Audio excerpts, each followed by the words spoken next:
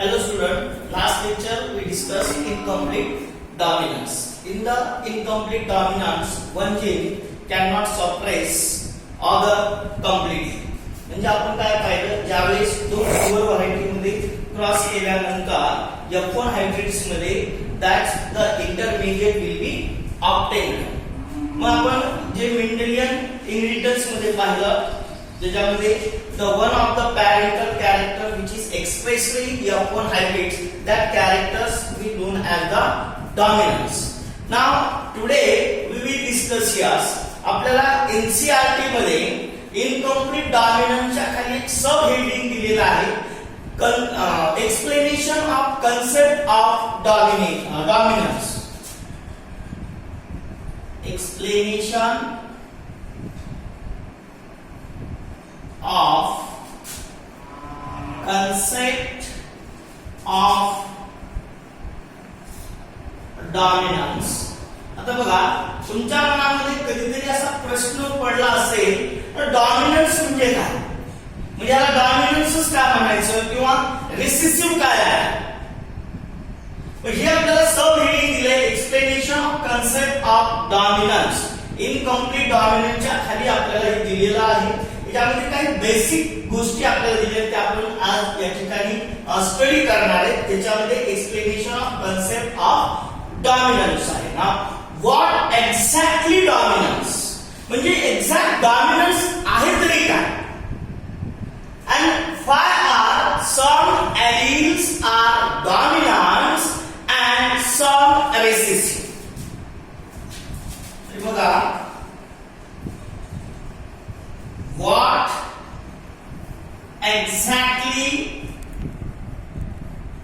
dominance, dominance काय आहे. Another questions, yes, why are some allele dominance and some recessive.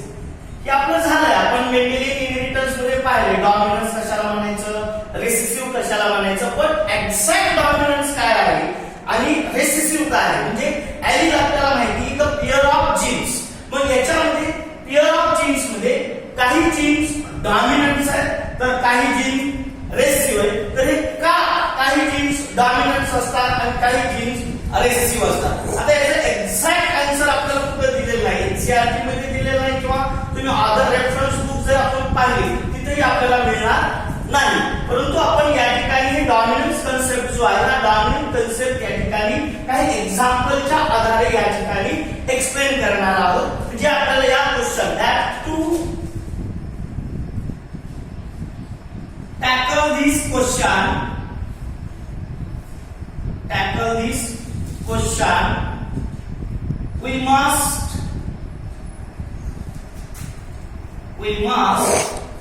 understand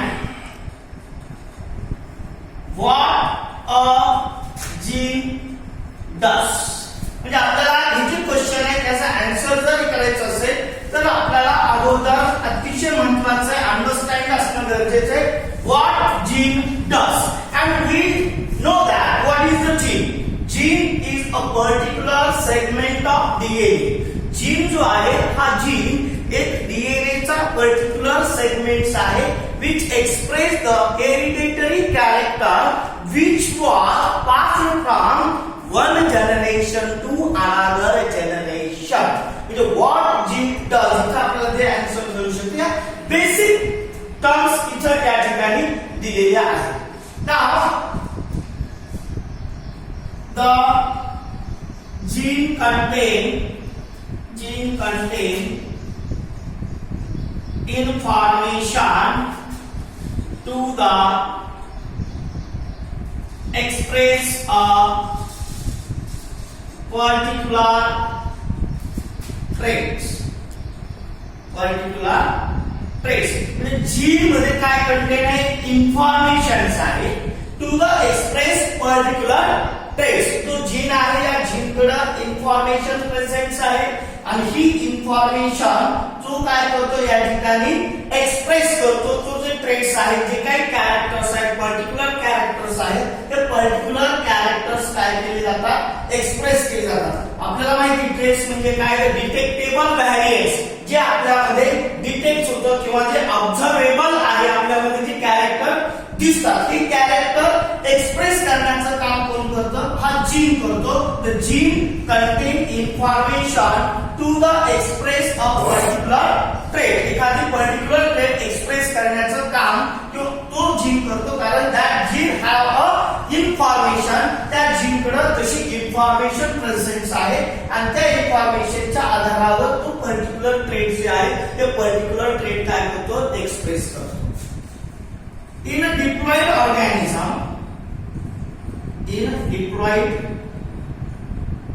organisms have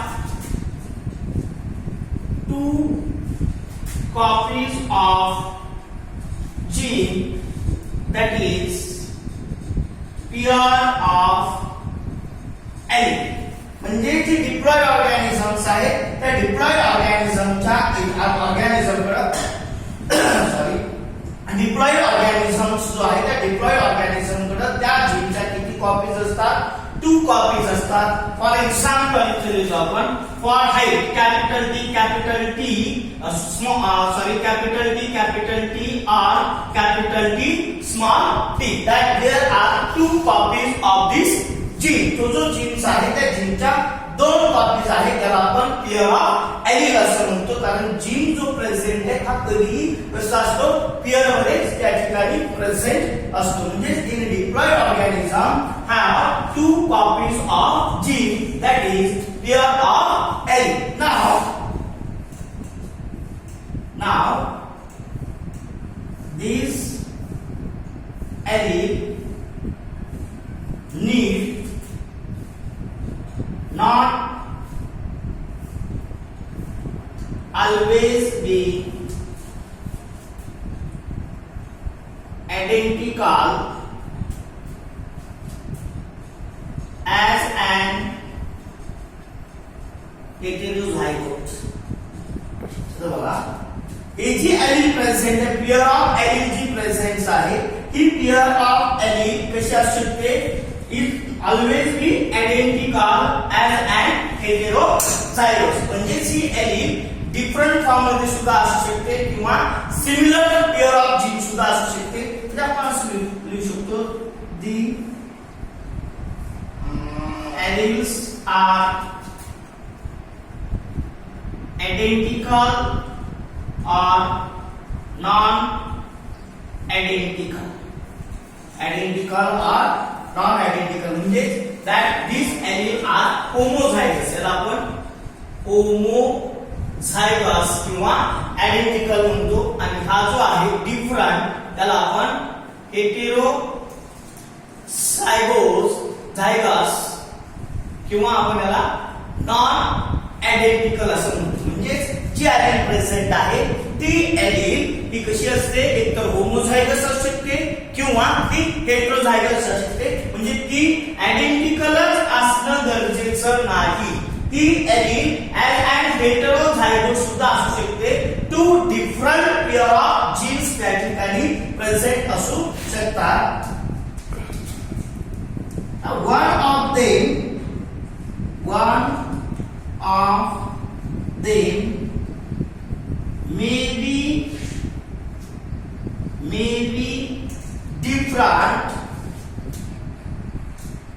due to some changes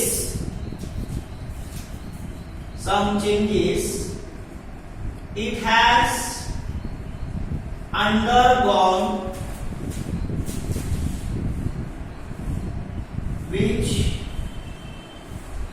modify the information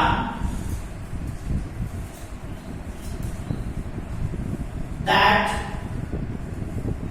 contain a particular allele. आता हा जो pair of jeans present आहे. नीट लक्षात घ्या, आपण line to line NCERT पाहतो. आपल्याला कुठे आपल्याला ऑर्डर पाहायचं नाही या ठिकाणी बघा. नाव this allele need not always be identical. ती जी एलिमेंट्स आहेत त्या एलिमेंट आयडेंटिकलच असणं गरजेचं नाही कधी पण. ऍज अँड हेटेरोझायगोट्स ते कसे असू शकतात, हेटेरोझायगोट सुद्धा असू शकतात, म्हणजे नॉन आयडेंटिकल असू शकतात. मग या एलिमेंट्स मधला one of they may be different, म्हणजे याच्या मधला तो जो एलिमेंट मधला एक जीन्स आहे तो एक जीन्स काय असू शकतो, मे बी डिफरंट. तर तो का डिफरंट असू शकतो, ड्यू टू सम चेंजेस, त्याच्यामध्ये काही बदल होता. It has undergone which modify the information, म्हणजे त्या जीनकडे असणारी जी इन्फॉर्मेशन आहे ती इन्फॉर्मेशन काय होते, मॉडिफाईड होते, त्याच्यामध्ये चेंज झाल्यामुळं दॅट कंटेन पर्टिक्युलर एलिमेंट, त्या पर्टिक्युलर एलिमेंट मध्ये जी इन्फॉर्मेशन प्रेझेंट आहे ती इन्फॉर्मेशन काही चेंजेस झाल्यामुळं तो मॉडिफाईड या ठिकाणी होतो. नाव फॉर एक्झाम्पल आपण या ठिकाणी आता एक्झाम्पल जे आहे एक्झाम्पल पाहू. हे एक बेसिक या ठिकाणी दिलेले की आपण ऑलरेडी डिस्कस केलेले आहे. That what exactly dominance. आता एक्झॅक्टली डॉमिनन्स म्हणजे काय आहे, तर डॉमिनन्सचा अर्थ आहे complete. Dominance what exactly dominance, dominance means complete. Complete म्हणजे पूर्णपणे. That means the genes that form the young RNA and that they transform into the protein. म्हणजे जीन जो आहे हा जीन कडे जी इन्फॉर्मेशन आहे ती इन्फॉर्मेशन यंग RNA मध्ये ट्रान्सफर होईल, कॉपी होईल आणि यंग RNA कडून काय होईल या ठिकाणी प्रोटीन जो आहे हा प्रोटीन या ठिकाणी फॉर्म होईल. म्हणजे फॉर एक्झाम्पल जर आपण पाहिलं कॅपिटल टी स्मॉल टी आहे, मग हा जो जीन्स आहे कॅपिटल टी जो कंप्लीट जीन्स आहे त्याच्याकडे इन्फॉर्मेशन आहे. आता कॅपिटल टी स्मॉल टी आपण कशासाठी घेतो, हाईट साठी. म्हणजे हा प्रोटीन जो आहे हा प्रोटीन एकटा स्वतःच्या ह्याच्यावर growth of height of the plant of the height of the stems काय करू शकतो, इन्क्रीज करू शकतो, कारण ती इन्फॉर्मेशन त्याच्याकडे आहे. म्हणून त्याला आपण डॉमिनन्स म्हणतो, म्हणजे कंप्लीट आहे. आता हे आपण नाव in the next topic we discuss in details in the central dogma of protein synthesis. आता थोडा बहुत तुम्ही 10वी मध्ये शिकलेले आहात की प्रोटीन सिंथेसिस काय आहे, की प्रोटीन सिंथेसिस मध्ये त्या जीनकडे इन्फॉर्मेशन आहे, ती इन्फॉर्मेशन कॉपी करतो mRNA मध्ये आणि mRNA ती इन्फॉर्मेशन ट्रान्समिट करतो प्रोटीन्स मध्ये. कारण कुठल्याही रिएक्शन साठी आपल्याला एन्झाईमची आवश्यकता असते. हा एन्झाईम आला प्रोटीन, म्हणून आपण याला कंप्लीट म्हणतो, डॉमिनन्स म्हणतो. आणि काही जीन जे आहे त्या जीनकडे ती इन्फॉर्मेशन नसते किंवा ती तेवढं एक्सप्रेस करू शकत नाही. म्हणजे व्हॉट एक्झॅक्टली डॉमिनन्स, याच्यासाठी आपण एक एक्झाम्पल जे एक्झाम्पल स्टडी करणार आहे. फार सम एलिल डॉमिनन्स अँड सम रेसिव्ह. का काही एलिल डॉमिनन्स असतात तर काही हे रेसिव्ह असतात. म्हणजे आपण इथं सिम्बॉलिकली आपण रिप्रेझेंट करू शकतो. Now to tackle this question we must understand what gene does. आपण हे जे क्वेश्चन्स इथं आपल्याला दिलेले आहेत याच्यासाठी आपल्याला जीन काय आहे हे माहित असणं गरजेचं आहे की जीन काय करू शकतो.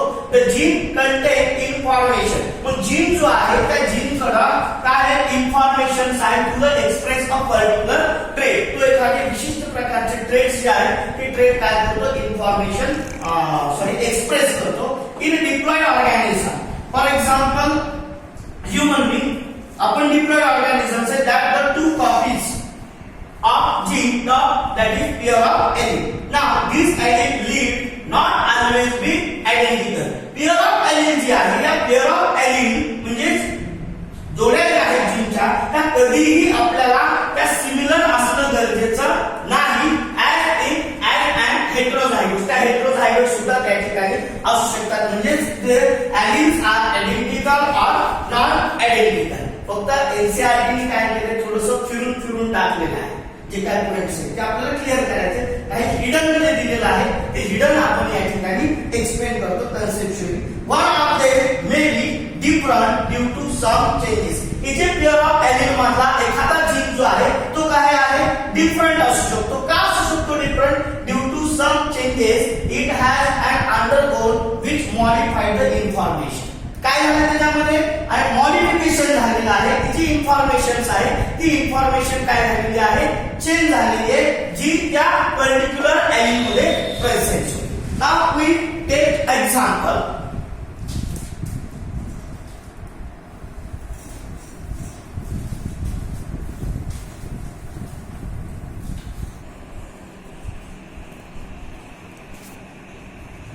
Example of gene contain information to produce enzyme. म्हणजे बघा जीन जो आहे त्या जीन कडे काय आहे, एक इन्फॉर्मेशन जी आहे ते इन्फॉर्मेशन टू प्रोड्यूस एन्झाइम. काय प्रोड्यूस केलं जातं, एन्झाइम प्रोड्यूस केलं जातं. जसं मी थोड्या वेळापूर्वी तुम्हाला सांगितलं that they produce the enzyme. म्हणजे त्या जीनकडे इन्फॉर्मेशन आहे, ती इन्फॉर्मेशन तो mRNA मध्ये कॉपी करतो आणि mRNA मध्ये कॉपी केल्यानंतर ती इन्फॉर्मेशन ट्रान्सलेट होते एन्झाइम्स मध्ये. म्हणजे ज्याला आपण प्रोटीन सिंथेसिस म्हणतो. काय म्हणतो, because are enzymes are the protein. ते जे एन्झाइम्स आहेत हे एन्झाइम काय आहेत, प्रोटीन्स आहेत. म्हणजे त्या जीनकडे जी इन्फॉर्मेशन आहे ती इन्फॉर्मेशन ती कशामध्ये प्रोड्यूस होते, एन्झाइम्स मध्ये प्रोड्यूस केली जाते. There are two copies of gene, that is two forms of allele. म्हणजे तो जो जीन्स आहे ते वर झालेला आहे आपल्याला, पण आपण एनसीईआरटी लाईन टू लाईन घेतो. त्या जीनच्या किती कॉपी, 2 कॉपी आहेत. म्हणजे त्या एलिलचे किती फॉर्म्स आहेत, 2 फॉर्म या ठिकाणी दिलेले आहेत. बघा there are 2 copies of gene, that is 2 forms of alleles. Allele 2 forms. The normal gene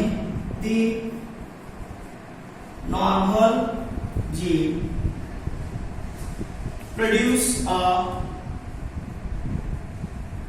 normal enzymes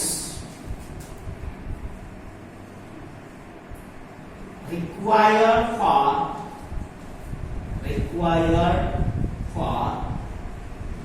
transformation. नीट समजून घ्यायचं हा. Transformation of substrate. Yes, transformation of substrate. Yes. जर